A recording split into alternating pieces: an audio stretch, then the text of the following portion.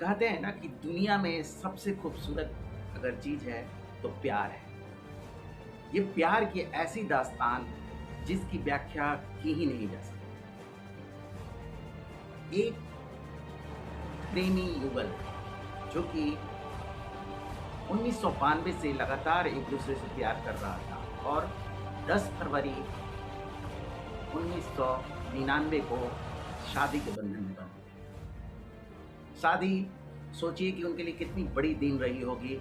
और वो शादी होती है, बहुत धूमधाम से शादी होती है। बहुत, चूंकि ये प्रेम संबंध वाली मैरिज थी और एक दूसरे से काफ़ी दिनों से लोग जानते थे, परिवार भी एक दूसरे को जानते थे और लड़के और लड़की काफ़ी समर्पित थे एक दूसरे को। लड़के का नाम राजेश गुलाटी था और लड़की अनुपमा के नाम से जानी जाती थी। दिल्ली का ये जोड़ा, जो कि दिल्ली में ये सारा चीज़, उनकी शादी भी होती है और शादी के बाद की जो इतिहास रचा जाता है वो बड़े ही बेदर्दी से और बड़े ही दर्दनाक कंडीशन में एक ऐसा क्राइम हो जाता है जो कि उत्तराखंड के इतिहास में, उत्तराखंड के क्राइम के इतिहास में वो अभी तक की अबूझ पहेली बनी हुई है। और इंसानियत पे एक, जिससे हम प्यार करते हैं, जिसको हमने समर्पित कर दिया है, उसके साथ इस तरह के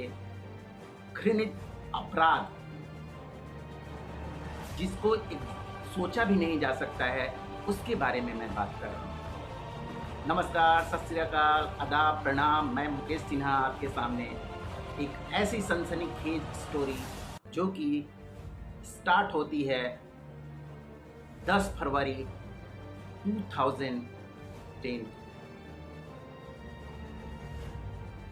जैसे मैंने बताया कि अनुपमा और गुलाटी की शादी हो जाती है और जो राजेश गुलाटी है ये सॉफ्टवेयर इंजीनियर रहता है और शादी के बाद ये लोग अमेरिका चले जाते हैं। अमेरिका से रहते रहते 2006 में इनके 2 खूबसूरत बच्चे होते हैं, जुड़वा बच्चे होते हैं और एक लड़का एक लड़की। काफ़ी खुश, काफ़ी अच्छा फैमिली, लग रहा था कि इनकी सारी मुरीद पूरी हो गई है और काफ़ी दोनों अच्छे थे, दोनों एक दूसरे के साथ कंपैटिबिलिटी लेवल में भी काफ़ी अच्छे थे। 2008 में ये जोड़ा अमेरिका से इंडिया आता है और राजेश गुलाटी सोचता है कि अब यहीं पे मुझे शिफ्ट हो जाना है और वो ऐसा करता भी है। वो देहरादून में जाके एक 2 कमरे का मकान लेता है और वहाँ पे रहने लगता है अपने बच्चे और बीवी के साथ। 2010 10 अक्टूबर, ऐसा क्या हुआ था जो कि दुनिया को पता नहीं था। दुनिया को 57 दिन बाद पता चला। ये कहानी आपके रिश्तों को समझने के लिए, आपको इंसान को परखने के लिए और इंसानियत पर से या एक दूसरे पर से भरोसा उठाने के लिए काफ़ी है। तो वारदात की घटना स्टार्ट होती है 10 फरवरी को 2010 में। क्या होता है कि दोनों हस्बैंड वाइफ में नोक झोंक होता है। ऐसे तो नोक झोंक हमेशा चलता रहता है, लेकिन 10 फरवरी के दिन बात बहुत ज़्यादा बढ़ जाती है और बात बढ़ने की स्थिति में क्या होता है, राजेश गुलाटी अपनी वाइफ को धक्का दे देता है। धक्का देने के बाद से अनुपमा गिर जाती है और गिरने के बाद जैसे वो बेहोश हो जाती है, तब तक उसकी सांसें धीमे धीमे चल रही होती है। लेकिन इसको लगता है कि ये तो बहुत बड़ा क्राइम हो चुका है, अब उसको मिटाने के लिए दूसरे क्राइम की तरफ हुआ अग्रसर होता है। कहते हैं ना कि एक गलती के बाद गलती छुपाने के लिए दूसरा गलती, ऐसा कुछ राजेश गुलाटी भी उसी तरह से करता है। क्या करता है, कॉटन लाता है अपने रूम से और कॉटन लाके उसके मुंह में और नाक में ठूस देता है, जिससे दम घुटने से अनुपमा की मृत्यु हो गई। इतना होने के बाद कुछ भी पता नहीं चलता है लोगों को कि क्या हुआ है। तब तक किसी को पता नहीं है कि अनुपमा को कहाँ चली गई, कहाँ है। सिर्फ और सिर्फ ये घटना पता है तो उसके पति को। बच्चे भी पूछते हैं, माँ के लिए रोते हैं तो बोल देता है कि माँ कहीं नानी के यहाँ गई है दिल्ली, कुछ दिनों में आ जाएगी। उधर अनुपमा के माता पिता परेशान होते हैं और परेशान होके जब अपने दामाद को फ़ोन करते हैं तो बोल देता है कि अनुपमा यहीं पे है, टाल मटोल करता है बातों को।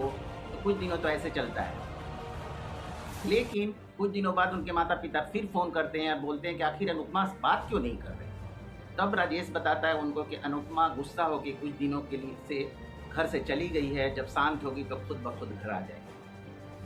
दिन बीतते जाता है और दिन बीतते हुए काफ़ी टाइम हो जाता है। दिसंबर में अनुपमा के माता पिता परेशान होकर उसके छोटे भाई सुजान कुमार प्रधान को भेजते हैं देहरादून। देहरादून जब आता है तो देहरादून पूछने पे अपने जीजा जी से उसके गोल मटोल हर क्वेश्चन का जवाब देता है, तो संतुष्ट नहीं होता है। उसे लगता है कि कुछ ना कुछ बात तो ज़रूर है, कहीं ना कहीं अनुपमा के साथ कुछ तो गलत हुआ है। इसी बात में क्या होता है कि वो घर के बारे में पूछता है और सोचता है कि दूसरे कमरे में जाए, तब तक राजेश गुलाटी उसे रोक देता है। रोकने की वजह से हाथापाई होती है और उसको शक हो जाता है कि कहीं ना कहीं कुछ बातें तो हैं जो कि छुपाई जा रही है। वह तुरंत जाता है छावनी थाना में और जाके छावनी थाना में वहाँ पे कंप्लेंट लिखाता है गुमशुदगी का कि अनुपमा पिछले 57 दिन से कुछ भी अता पता नहीं। अभी बहुत बड़ा चीज लोगों के सामने आना था। सोचने पे आप मजबूर हो जाएंगे कि ऐसा क्या किया राजेश गुलाटी ने अनुपमा के साथ, जो कि अभी तक कोई सबूत नहीं मिल रहा था। पुलिस कंप्लेंट पे घर आती है। कंप्लेंट करने के बाद घर की तलाशी ली जाती है। घर की तलाशी में कुछ भी नहीं मिलता है।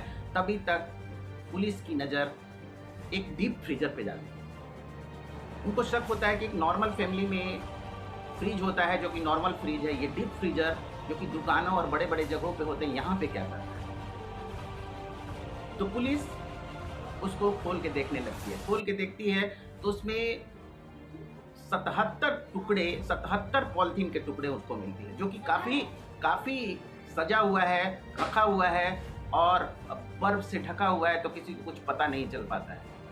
नहीं पता चलने की वजह से उसको बाहर निकाला जाता है। बाहर निकाल के देखा जाता है तो वो टुकड़े जो हैं वो इंसानी मांस के टुकड़े हैं, जो कि पता चल जाता है कि ये इंसानी मांस के टुकड़े हैं। उसको बाहर रखा जाता है, देखा जाता है, पता करने की कोशिश की जाती है। ये इंसानी मांस के टुकड़े जब क्लियर हो जाता है तो सबको समझ में आ जाता है कि इंसानी मांस के टुकड़े जरूर अनुपमा के। पुलिस तुरंत राजेश गुलाटी को कस्टडी में ले जाती है और ले जाने के बाद उसे पूछताछ शुरू करती है। तो कोई आश्चर्य की बात नहीं है, तुरंत वो एक्सेप्ट कर लेता है कि हाँ, अनुपमा की मृत्यु हो चुकी है, अनुपमा को मारा जा चुका है।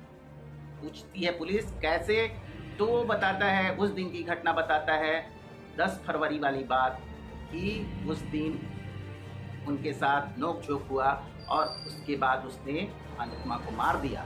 अनुपमा को मारने के पीछे की सारी दास्तान उसको बताती है पुलिस को, कि वो बाज़ार से जाता है, बाज़ार से एक बड़ा डीप फ्रीजर लेता है, एक इलेक्ट्रॉनिक आरी लेता है, हथौड़ा लेता है और लेके आता है। क्योंकि मरने के बाद उसे ये लग रहा था कि इतनी बड़ी लाश को अगर मैं घर से बाहर ले जाऊंगा तो कोई ना कोई देख लेगा और शक हो जाएगी, इसलिए उसने इसको घर में ही रखना उचित समझा। सोचिए, वो इंसान जो प्रेम में था, अपनी बीवी के साथ इतने दिन तक का संबंध छोड़ के, एक तो गला घोट के उसे मार दिया, फिर आरी से उसके 70 टुकड़े किए शरीर के, और उस 70 टुकड़े करने में पूरा शरीर खून से उसका भर गया। थोड़ी सी भी उसको इसके प्रति किसी तरह की प्रेम या किसी तरह की बात उसके मन में आई नहीं, और 70 टुकड़े को ले जाके डीप फ्रीजर में रख दिया एक काले पॉलीथीन में। और उसे ये लगता था, उसने ये सोच रखा था कि इन पॉलीथीन के टुकड़ों को, पॉलीथीन के जो बने हुए हैं पोटली, इनको एक एक करके मसूरी के जंगलों में ले जाके फेंक दिया। उसने कुछ किया भी था ऐसा, और जब भी जाता था तो किसी को शक ना हो, अपने दोनों बच्चों को भी लेके जाता।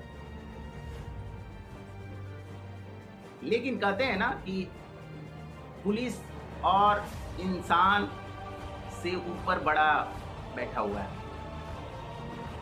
होता भी वही है।